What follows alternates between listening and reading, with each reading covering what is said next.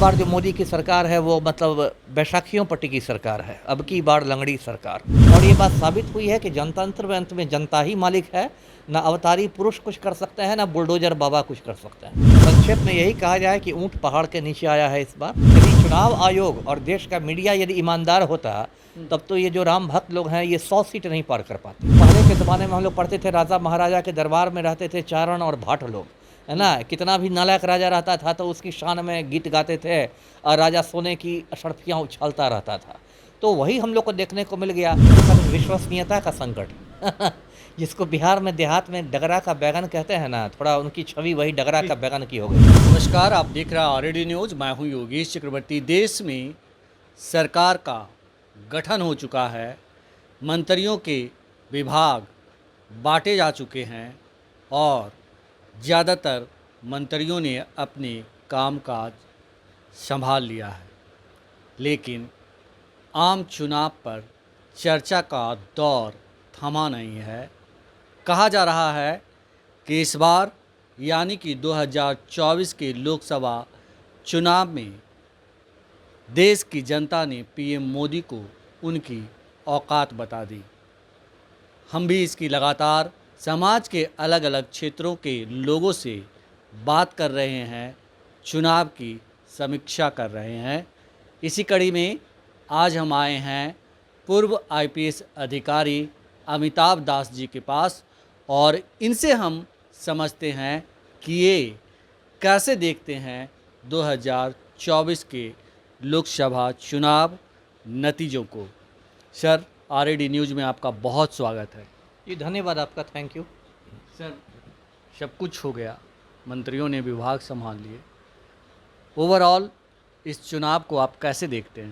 देखिए, ओवरऑल यही है कि इन चुनाव ने नरेंद्र मोदी का अहंकार चूर किया है। मैं इसको इसी रूप में देखता हूँ। देखिए, अब तक जो अहंकार का वर्ल्ड रिकॉर्ड था, विश्व रिकॉर्ड जो था अब तक, वो लंका के रावण के नाम पर था। मोदी ने उस रिकॉर्ड को तोड़ दिया था और नरेंद्र मोदी में इतना ज़्यादा अहंकार आ गया था। जो होता है जंगल में जब मतवाला हाथी चलता है तो अपने सामने किसी को कुछ नहीं समझता है। तो मोदी का बॉडी लैंग्वेज भी हो गया था वैसा ही, रोम रोम से अहंकार टपकने लगा था। खुद को एकदम अवतारी पुरुष के समान समझने लगे थे, महामानव के समान।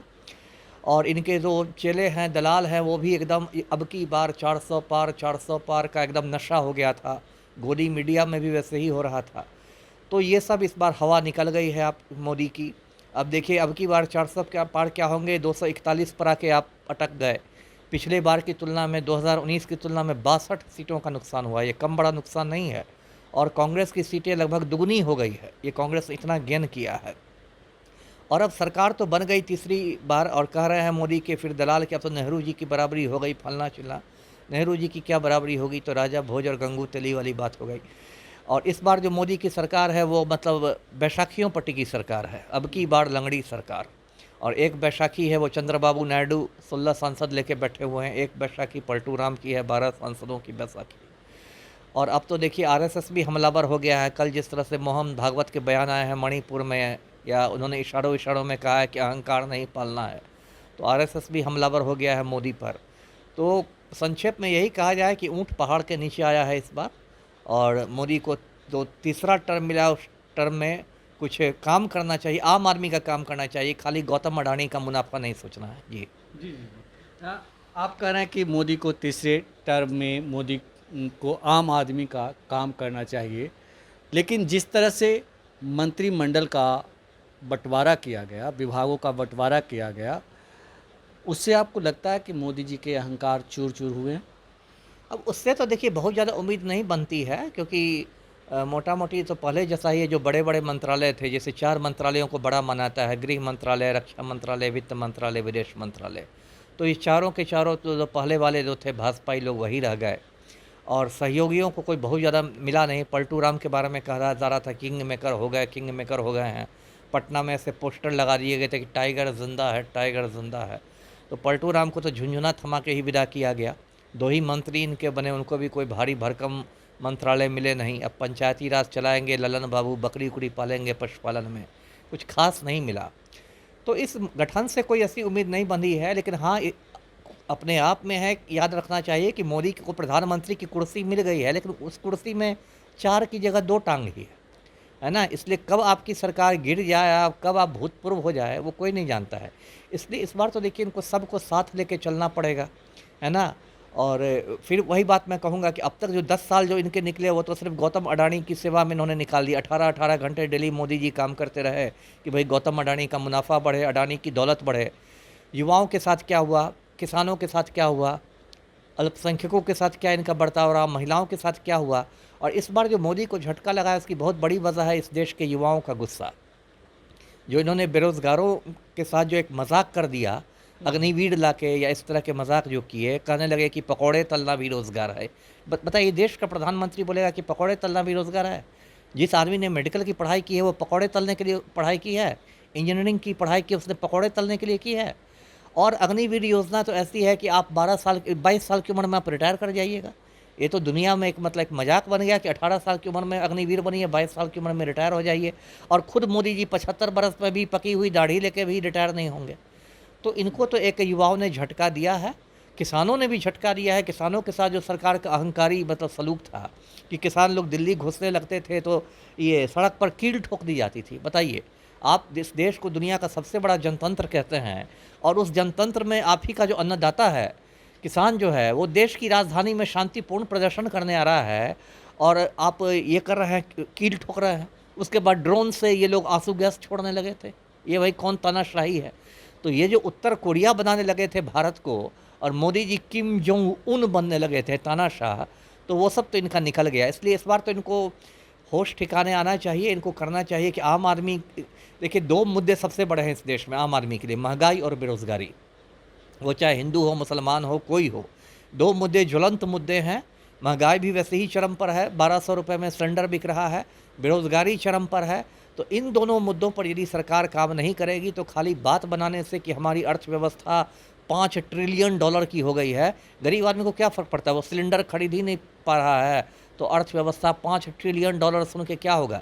ट्रिलियन में कितने जीरो होते हैं, ये भी आम आदमी को नहीं पता है। तो बात बनाने से, हवाबाजी और जुमलेबाजी से सरकार नहीं चलेगी। जी। जी जी।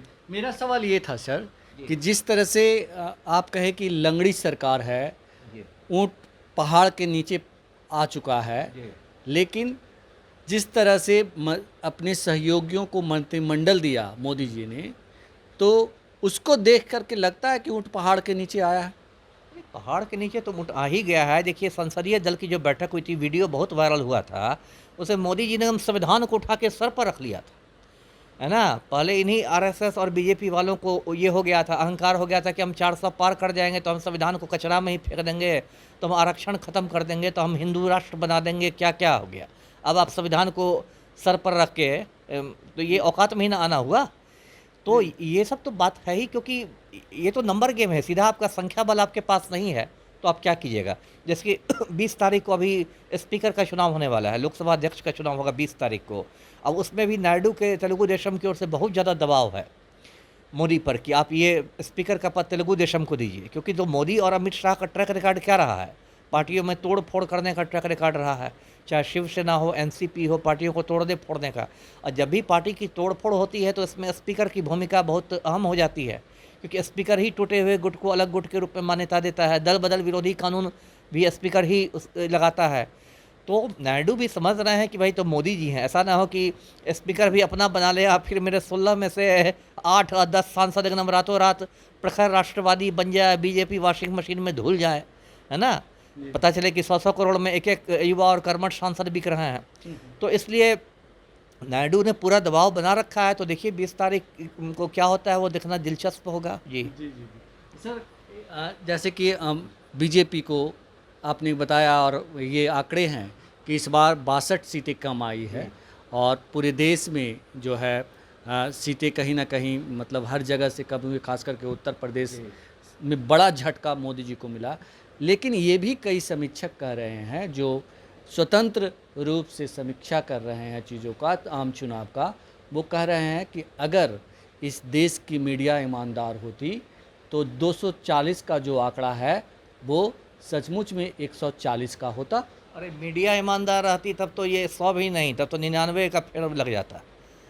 देखिए 2-3 लोगों की भूमिका बहुत निराशाजनक रही है। आपने सही कहा, एक तो जो गोदी मीडिया है, उसकी भूमिका तो देख ही लिया, एग्ज़िट पोल में किस तरह से उसने मतलब समा बाँधा था, बाद में रोते हुए नज़र आए एक एजेंसी वाले, है ना? बाद में ये बात भी आई कि एग्ज़िट पोल में जो इस तरह के आंकड़े दिए गए थे, वो शेयर बाज़ार में घोटाला के लिए दिए गए थे। तो गोदी मीडिया ने तो ख़ैर पूरे अपने चेहरे पर कालिख पोत दी है, मैंने तो केवल कटवा दिया है, गोदी मीडिया वालों को कौन देखेगा? दूसरी जो निराशाजनक बात हुई वो चुनाव आयोग की भूमिका हुई। चुनाव आयोग से जो हम लोग उम्मीद कर रहे थे, जिस निष्पक्षता की और निर्भीकता की, वो चुनाव आयोग ने नहीं दिखाई। मोदी जी घूम-घूम कर जहर की उल्टी करते रहे, मुसलमानों के खिलाफ भड़काऊ भाषण देते रहे, कभी कहते थे या ईसाइयों के खिलाफ कि संडे तो ईसाई का दिन होता है, तो ये है, वो है। कायदे से तो चुनाव आयोग को इनकी सभाओं पर प्रतिबंध लगाना चाहिए था, एफआईआर करना चाहिए था, लेकिन जिस तरह चुनाव आयोग बिल्कुल मतलब कान में तेल डाल के बैठा रह गया, और अब तो ऐसी बातें भी आ रही हैं कि बहुत जगह ईवीएम में भी जो वोटरों के मिलान में मतलब ऊपर नीचे हो रहा है, तो ये मामला भी सुप्रीम कोर्ट में जाएगा। तो यदि चुनाव आयोग और देश का मीडिया यदि ईमानदार होता, तब तो ये जो राम भक्त लोग हैं, ये 100 सीट नहीं पार कर पाते। मतलब मीडिया की भूमिका कहीं न कहीं जो है मोदी जी के तरफ था और इस वजह से 240 का आंकड़ा पा बिल्कुल, बिल्कुल। देखिए, गोदी मीडिया ने तो बहुत खराब भूमिका अदा की। दिन भर मतलब एक तरफ़ा जो प्रचार होता है, एक मोदी का भौकाल बनाया गया, 10 साल से भौकाल बनाया जा रहा है। राहुल गांधी को बिल्कुल ब्लैकआउट किया गया। राहुल गांधी के वो तो यदि थोड़ा संतुलन यदि मीडिया में बना रहा, तो वो संतुलन यूट्यूब चैनलों ने बनाया है। ख़ास के जो बड़े-बड़े यूट्यूब चैनल्स हैं इस देश में, जैसे रवीश कुमार का है, या मान लीजिए पुण्य प्रसून वाजपेयी है, अभिषार शर्मा है, बड़े-बड़े जो हैं अजीत अंजुम है, इन लोग की अब ये ध्रुव राठी है, इन लोगों ने कुछ बैलेंस कायम किया कि कम से कम कुछ हद तक सच्चाई जनता तक पहुंची। अब ध्रुव राठी का एक-एक वीडियो 2-2 करोड़ लोग देखते हैं, है ना? रवीश कुमार का जो चैनल है, यूट्यूब चैनल, उसके सब्सक्राइबर्स 1 करोड़ पार कर गए हैं। तो कम से कम इन यूट्यूब चैनलों को धन्यवाद दीजिए कि कम से कम इन लोगों ने गोदी मीडिया का एक संतुलन कुछ हद तक बनाया, कि सच्चाई को भी आने दिया। नहीं तो गोदी मीडिया तो सत्तू बांध के पड़ गए थे, एकदम लगता था कि मोदी का ये प्रचार तंत्र हो, जैसा हिटलर के मतलब जर्मनी में होता था कि मीडिया हिटलर की जेब में था, वही हाल इन लोगों ने कर दिया था। अब मोदी सरकार जो है सोशल मीडिया पे भी गाइडलाइंस लाने जा रही है, तो क्या आपको लग रहा है कि ये लगाम लगाने की कोशिश? अब कोशिश तो करेंगे ही, कोशिश तो करेंगे ही, लेकिन है कि अब इन लोग की कोशिश अब उतनी सफल नहीं होगी। एक तो देखिए, इन लोग को सामान्य बहुमत भी नहीं है, बैसाखियों वाली सरकार है। अब तो इनको नायडू से भी पूछना पड़ेगा, पलटू राम से भी पूछना पड़ेगा। इस बार का विपक्ष बहुत मजबूत है। अभी तो संसद का सत्र शुरू नहीं हुआ है, शुरू होगा तब देखिएगा कि विपक्ष कितना इस बार हमलावर रहेगा। तो इस बार आसान नहीं, सुप्रीम कोर्ट भी बैठा हुआ है, बहुत सारी चीज़ें इन्होंने की, जैसे चुनावी बॉन्ड का ही किया, तो सुप्रीम कोर्ट ने सारा खेल इनका उजागर कर दिया ना। मान लीजिए मोदी सरकार सोशल मीडिया पर कुछ अंकुश लाने की कोशिश करती है और सुप्रीम कोर्ट में उसको चुनौती दी जाती है कि आर्टिकल 19 का ये उल्लंघन है, अभिव्यक्ति की स्वतंत्रता है, तो हो सकता है सुप्रीम कोर्ट उसको रद्द कर दे। आपको ये लगता है कि जिस तरह से इलेक्टोरल बॉन्ड घोटाला के बारे में कहा जाता है, अगर मेन मीडिया उसे दिखाती तो मोदी जी के लिए ये 2024 पूरी तरह से साफ हो जाने वाला था? नहीं, एक क्या, अनेकानेक घोटाले, इलेक्टोरल बॉन्ड का एक बहुत बड़ा घोटाला है। किस तरह से ईडी का भय दिखा दिखा कर बड़ी बड़ी कंपनियों से करोड़ों के इलेक्टोरल बॉन्ड्स खरीदवाए गए, ये सब तो अब मतलब रिकॉर्ड की चीज़ हो गई है। और ये सुप्रीम कोर्ट की मेहरबानी है कि उसने स्टेट बैंक को फटकार लगाया। अब वो बात आप चुनाव आयोग की वेबसाइट पर देख सकते हैं। नहीं तो मोदी ने तो इलेक्टोरल बॉन्ड को आरटीआई से मुक्त कर रखा था। आप आरटीआई के तहत भी सवाल नहीं कर सकते थे इलेक्टोरल बॉन्ड के बारे में। और ऐसा एक घोटाला नहीं है, पीएम केयर फंड, वो तो अभी सुप्रीम कोर्ट में लंबित मामला है, वो तो इसका भी समझिए बहुत बड़ा घोटाला है। पीएम केयर फंड जो कोरोना महामारी के समय बना था, उसको भी ऐसे ही आरटीआई से इन्होंने मुक्त रखा है, उसमें भी अरबों खरबों का वारा न्यारा हुआ है। एक घोटाला थोड़ी हुआ है सरकार में, घोटाले ही घोटाले हुए हैं। लेकिन मीडिया ने खाली जो एक पहले के ज़माने में हम लोग पढ़ते थे, राजा महाराजा के दरबार में रहते थे चारण और भाट लोग, है ना, कितना भी नालायक राजा रहता था तो उसकी शान में गीत गाते थे और राजा सोने की अशर्फियाँ उछालता रहता था। तो वही हम लोग को देखने को मिल गया कि मोदी देश को रसातल में ले जा रहे हैं। गोदी मीडिया ऑन कीजिए तो दिखा रहा है, हाँ तो मोदी चाहे तो यूक्रेन का युद्ध रुकवा देंगे। मोदी के फ़ोन से पुतिन थर थर काँपा, है ना, पाकिस्तान के जनरल बेहोश हो गए, चीन थर थर काँपा, जापान में नमो नमो, ब्राज़ील में मोदी का डंका। अरे क्या बात है, आप अयोध्या में मोदी बीजेपी को जिता नहीं सके, है ना, अब पुतिन को फ़ोन करके यूक्रेन का युद्ध रुकवा देंगे। तो एक भौकाल पूरा मीडिया ने बनाया हुआ था कि मतलब मोदी एकदम समझिए कि महामानव हैं, अवतारी पुरुष हैं और क्या हैं। तो तो चलिए इसमें मीडिया के मतलब गोदी मीडिया के चेहरे पर भी कालिख पुती है एग्जिट पोल के बाद, तो अब ये लोग मजाक का पात्र बन गए हैं जी। जिस तरह से उत्तर प्रदेश के नतीजे आए, आपने कहा कि अयोध्या, तो मोदी जी के जो जीत के आंकड़े हैं वो उसमें बहुत ज़्यादा अंतर हुआ है 2019 के मुकाबले, तो ये क्या कहते हैं? क्या कहते हैं, देखिए देखिए हिंदुस्तान में कहते हैं कि जो मतलब दिल्ली का रास्ता है यूपी से होकर गुजरता है। 80 सीटें हैं ना यूपी से, और पिछली बार तो हमने, मुझे लगता है इन लोगों ने 73 तक सीटें जीत ली थी 80 में। इस बार तो अच्छा खासा नुकसान हुआ है। जो मोदी जी दो लड़के कह के मजाक उड़ाते थे, राहुल गांधी और 2 लड़के और साहबजादे। अखिलेश यादव, तो मुझे तो शोले फिल्म याद आ रही है कि गब्बर सिंह से 2 लड़के टकराए थे ना, जय और वीरू, है ना। तो गब्बर सिंह की जगह यदि मोदी जी को रखा जाए, जय वीरू की जगह राहुल गांधी और अखिलेश यादव को, तो गलत नहीं होगा। अब देखिए यूपी में तो इन लोग का मतलब समझिए कि बंटाधार हो गया। अजय मिश्रा टेनी जो केंद्रीय मंत्री था वो अपनी सीट में हार गया यहाँ लखीमपुर खीरी में, जिसके बेटे ने किसानों को कुचला था। अमेठी में स्मृति ईरानी जो मोदी सरकार की एकदम कद्दावर मंत्री थी, है ना, जो कि मतलब एकदम अहंकार से बिल्कुल भरी हुई, उसको राहुल गांधी के पीए ने हरा दिया, किशोरी लाल शर्मा ने। वाराणसी में जहाँ मतलब अवतारी पुरुष खुद खड़े हुए थे, है ना, वो कई घंटे तक अजय राय के पीछे चलते रहे। 4 जून को कई घंटे तक ये खबर आई थी कि अवतारी पुरुष 6,000-7,000 से पिछड़ रहे हैं, है ना। उसके बाद राहुल गांधी की जीत हुई रायबरेली से 4 लाख वोटों से राहुल गांधी की जीत हुई है। तो यूपी में तो देखिए अब प्रयागराज हिंदुओं का तीर्थ स्थल है, गंगा जमुना सरस्वती संगम की भूमि, कुंभ मेला की भूमि, उस पवित्र स्थल में राम भक्त लोग हार गए। यूपी में तो उनको अच्छा से झटका लगा है। वहाँ तो समझिए कि आदित्यनाथ की कुर्सी एकदम डामाडोल है ना, वो तो कुर्सी बचाने में लगा हुआ है। जी। आदित्यनाथ इतना बुलडोजर चलाते थे, इस बार तो जनता ने उन पर बुलडोजर चला दिया है। अब वो भागे फिर रहे हैं कि कुर्सी कैसे बचाए। तो इसमें बहुत लोगों के अहंकार टूटे हैं, और ये बात साबित हुई है कि जनतंत्र में अंत में जनता ही मालिक है। ना अवतारी पुरुष कुछ कर सकते हैं, ना बुलडोजर बाबा कुछ कर सकते हैं। आपने चुनाव आयोग की भी बात की। चुनाव आयोग के गठन में जिस तरह से जो चुनाव आयोग के चेयरपर्सन होते हैं उसमें कानून में बदलाव किया गया, तो क्या आप ऐसा उम्मीद रखते हैं कि मोदी गवर्नमेंट को समर्थन कर रहे नीतीश कुमार और चंद्रबाबू नायडू इसमें बदलाव करने को कहेंगे कि पहले की तरह यथावत किया जाए? हो सकता है। अब ये मैं नहीं कहता, देखिए सब तो अब नायडू और पलटू राम कौन बड़े महापुरुष हैं, ये दोनों भी तो अवसरवादी ही हैं। ये लोग अपना स्वार्थ देखेंगे पहले कि देश को पहले देखेंगे। लेकिन हाँ, इनको करना चाहिए, क्योंकि पहले देखिए पीछे सुप्रीम कोर्ट ने फैसला दिया था कि चुनाव आयोग को जो मतलब चुनाव आयोग को जो कॉलेजियम चुनेगा उसमें सुप्रीम कोर्ट का चीफ जस्टिस भी रहेगा। बाद में मोदी ने उसको मतलब संसद से पास करा के उसको हटा दिया। तो कायदे से तो पलटू राम और नायडू को कहना चाहिए कि जो पुरानी स्थिति थी उसको आप फिर से बहाल कीजिए। अब देखते हैं ये लोग कितना, देखिए क्या देश के साथ बुरी बात क्या हो गई कि सब लोग अपने अपने मतलब सौदेबाजी में व्यस्त है। अब पलटू राम का मेन एजेंडा क्या होगा?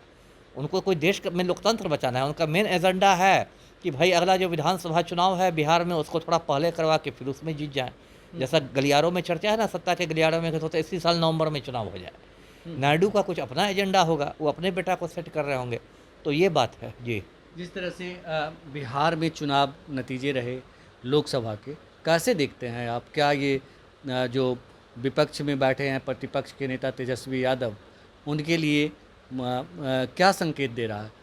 देखिए जितनी सीटें उम्मीद थी इंडिया महागठबंधन को उतनी तो नहीं मिली, ये बात तो मैं भी मानूंगा कि जितना लग रहा था कि तेजस्वी यादव की सभाओं में भीड़ उमड़ रही है, उस हिसाब से तो ये राजद को 4 सीटें आई तो कोई बहुत अच्छा उसको नहीं कहा जाएगा, क्योंकि उस हिसाब से तो चिराग पासवान को 5 की 5 आ गई, 5 सीटें लड़े और 5 के 5 जीत गए।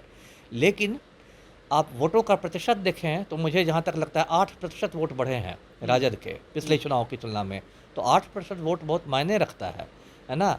और अगर आप 2019 से तुलना करें 2024 से, तब तो उसमें एनडीए को अच्छा खासा धक्का लगा है। 2019 में तो ये स्थिति थी कि बिहार के 40 में से 39 सीटें एनडीए ने जीती थी। एक किशनगंज की सीट कांग्रेस की झोली में गई थी, बाकी सारी सीटें एनडीए जीती थी। तो उसके लगभग 9-10 सीटें तो आपने घटा दी ना। 9-10 सीटें तो आपने घटा दी। और बिहार में भी हो सकता है ये लोग थोड़ा सा और बेटर लगता है उम्मीदवारों को देते, ये सब पर कुछ ध्यान रखते, जैसा मुझे लग रहा है, तो और ज़्यादा सीटें इन लोग को मिलती। जी आपको ये लगता है कि आने वाले दिनों में जैसा राजनीतिक गलियारों में चर्चा की नवंबर दिसंबर में अगर विधानसभा के चुनाव होंगे तो जनता जो है नीतीश कुमार को सबक सिखाएगी? बिल्कुल लगता है। देखिए, अक्टूबर में 3 राज्यों में चुनाव होने वाले हैं, महाराष्ट्र में, हरियाणा में और झारखंड में। और जोड़ की चर्चा है कि शायद उसी के साथ बिहार में भी मध्यावधि चुनाव हो जाए। उसी हड़बड़ी में प्रशांत किशोर जो हैं, वो 2 अक्टूबर को अपनी राजनीतिक पार्टी का ऐलान कर रहे हैं। मतलब जन स्वराज को राजनीतिक पार्टी के रूप में घोषित करेंगे गांधी जयंती को। उनको भी यही खबर लग गई है। तो इस बार तो देखिए नीतीश के प्रति गुस्सा है ही, और तेजस्वी के प्रति लोगों में ज़्यादा सद्भावना मैं देख रहा हूँ, खासकर युवा वर्ग में। क्योंकि 17 महीने जो इस बार वो डिप्टी सीएम रहे, तो उन्होंने कोई बहुत ज़्यादा तो नहीं, लेकिन थोड़ी बहुत नौकरियाँ दी हैं। तो एक तरह से अभी युवाओं के सामने सबसे बड़ा मुद्दा वही रोजगार का मुद्दा है ना। एक जी चीज़ और कहा जा रहा है तेजस्वी यादव के बारे में कि पूरे चुनाव में उन्होंने अंड बंड नहीं किया, मुद्दे की बात की, और यहाँ तक कि पीएम मोदी और नीतीश कुमार को मुद्दे की बात पे आने को कहा। बिल्कुल तो ये बड़ी बात है। नहीं, अच्छी बात है, अच्छी बात है। इसका स्वागत किया जाना चाहिए कि उन्होंने एक परिपक्वता दिखाई है। यहाँ तक कि बीच में सारण में एक दुर्भाग्यपूर्ण घटना हुई, गोलीबारी हुई, उसमें यादव जाति का एक युवक मारा गया, है ना। तेजस्वी यदि चाहते तो उसको थोड़ा जातीय रंग देके थोड़ा अपना यादव वोट बैंक मजबूत कर सकते थे, लेकिन उन्होंने उसको जातीय रंग नहीं दिया। और आप सिवान में भी देखिए, हिना साहब को उन्होंने खुद से मतलब दूरी बना के रखी, और बीच A to Z की भी बात करते हैं। तो यदि थोड़ा और अपने में सुधार करें अपनी रणनीति में, तो एक बिहार के रूप में एक अच्छे वो मतलब बन सकते हैं बिहार के नेता। जी आपसे आखिरी सवाल, ये अक्टूबर नवंबर में अगर चुनाव होता है बिहार में, तो आप किसकी सरकार देख रहे हैं? अगर एक निष्पक्ष स्वतंत्र बात की जाए तो किसकी सरकार देख रहे मैं हैं? महागठबंधन की सरकार देख रहा हूँ, तेजस्वी को मुख्यमंत्री बनते देख रहा हूँ। जी देख रहे हैं। जी एक मैंने बोल दिया आखिरी सवाल, लेकिन आपने नाम ले लिया था प्रशांत किशोर का। जी तो प्रशांत किशोर इस चुनाव में बहुत भविष्यवाणी कर रहे थे लोकसभा चुनाव में, लेकिन लोकसभा चुनाव की उनकी भविष्यवाणी सही नहीं हुई। अब आप कह रहे हैं कि वो राजनीतिक पार्टी की घोषणा करने जा रहे हैं, तो उनके निशाने पे तेजस्वी हैं, उनका मकसद क्या है? देखिए, प्रशांत किशोर के साथ सबसे बड़ी क्या दिक्कत है कि उनके साथ एक विश्वसनीयता का संकट जिसको बिहार में देहात में डगरा का बैगन कहते हैं ना, थोड़ा उनकी छवि वही डगरा का बैगन की हो गई है। डगरा का बैगन। हाँ, डगरा होता है ना गोल, जी जी। है ना। उसमें यदि गोल डगरा में गोल बैगन को आप रख दें तो इधर से उधर लुढ़कता रहेगा। तो वो देहात में ऐसे को डगरा का बैगन कहते हैं। तो देखिए, प्रशांत किशोर के साथ वही संकट है, विश्वसनीयता का संकट है। अब कभी वो भाजपा के लिए रणनीति बनाते हैं, कुछ महीने कांग्रेस के लिए रणनीति बनाते हैं, कुछ महीने तृणमूल कांग्रेस के लिए रणनीति बनाते हैं, कुछ महीने जनता दल यूनाइटेड के उपाध्यक्ष बन गए थे। और इस बार जो उन्होंने भाजपा के लिए जो प्रेडिक्शन कर दिया कि 300 पार कर जाएगी, तो उन पर इल्ज़ाम लगने लगे कि आप भाजपा के लिए माहौल बना रहे हैं। तो यही उनके साथ विश्वसनीयता का बहुत बड़ा संकट है। और सुनने में आ रहा है कि 2 अक्टूबर को राजनीतिक दल बनाएंगे और सारी की सारी सीटों पर जनसुराज जी जी। उम्मीदवार खड़ा करेगी। इसका मतलब यही हो रहा है ना कि मतलब किसी को डैमेज करना है उनका मतलब। लग रहा है उन पर शुरू से इल्ज़ाम लगते आए हैं। लोग लगाने वाले लगाते हैं ना कि भाजपा की बी टीम है, ये है वो है, लोग लगाते हैं कि आपको कैसा लगता है सर? मैं आपसे बात करता हूं तो एक निष्पक्ष के तौर पे बात करता हूं, निरपेक्ष, मतलब आपको क्या लगता है? मुझे देखिए, प्रशांत किशोर की नीयत में हमेशा से खोट नजर आते हैं, है ना। और यदि वो मान लीजिए, ऐसे तो मुझे नहीं लगता ज़्यादा सीटें मिलेंगी, 21-22 सीट मिल जाए तो बहुत है। लेकिन यदि उनको कुछ ज़्यादा सीटें मिल भी जाएंगी तो कब भाजपा से हाथ मिला के राज्यसभा पहुँच जाए कोई नहीं जानता। जी जी। हमसे बात करने के लिए आपका बहुत शुक्रिया सर। जी, आपका भी। तो ये थे पूर्व आईपीएस अधिकारी अमिताभ दास, जिन्होंने 2024 के लोकसभा चुनाव के नतीजे और चुनाव का बहुत ही अच्छे से और निष्पक्ष और निरपेक्ष विश्लेषण किया। धन्यवाद। आप हमें फेसबुक पर फॉलो करें, यूट्यूब पर सब्सक्राइब करें, लाइक करें, शेयर करें और कमेंट कर अपना महत्वपूर्ण विचार और सुझाव जरूर दें। Thank you.